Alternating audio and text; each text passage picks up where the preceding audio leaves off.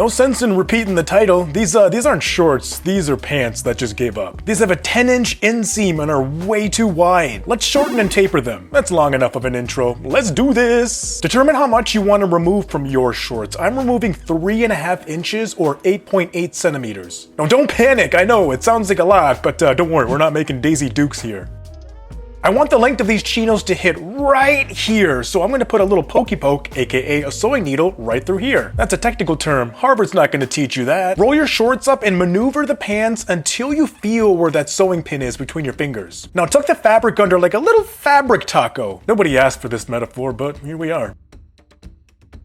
Now line up your shorts with the pin that you put in there and reach in and pull that original pin out.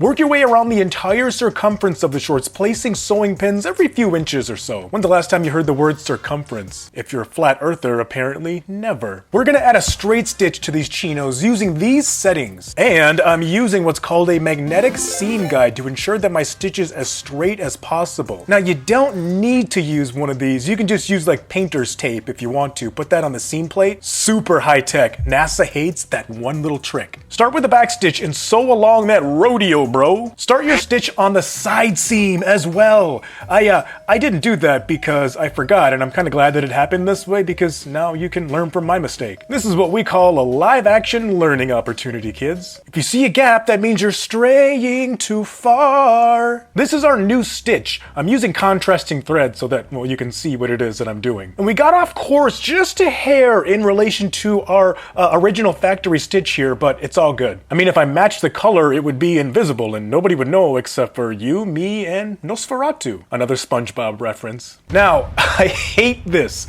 There was a better way to do this, but I didn't do that. So what I'm gonna do is I'm gonna cut off the extra fabric above the stitch that I put on here, leaving about 1/2 inch or 12 millimeters.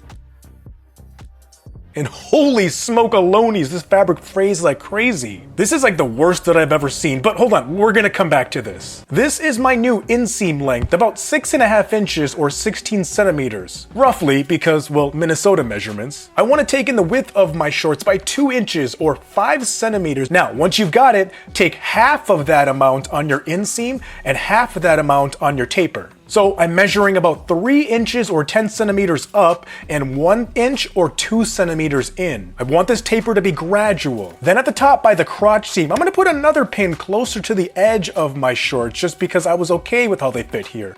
Now, grab a ruler or a remote control or a collections notice, oddly specific, and make sure you've got a nice taper. We're starting our stitch right up here at the crotch seam using a straight stitch again, so start with the back stitch and sew along that tapered line that you've made. Once you get to the bottom, line those two sides up as best as you can. But it's like life. It's not gonna be perfect, and unlike life, there's seam rippers.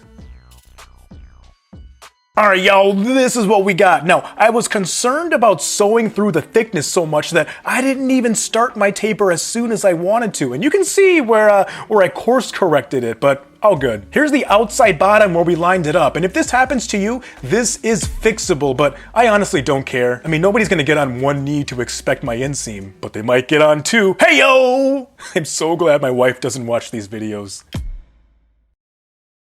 Now this fabric frays worse than anything that I've ever seen next to like denim, so we gotta put a zigzag stitch on this. Use these settings to seal off that raw edge. And remember, with the zigzag stitch, your needle goes through the fabric and then off the fabric, back and forth overlapping that edge. Think of the zigzag stitch giving the edge like a little mini hug, but aggressively. This is our finished stitch, and I'm gonna rock the crap out of these shorts with a tailored t-shirt. You can do the same, it's in the next video. SD out, have a fantastic afternoon.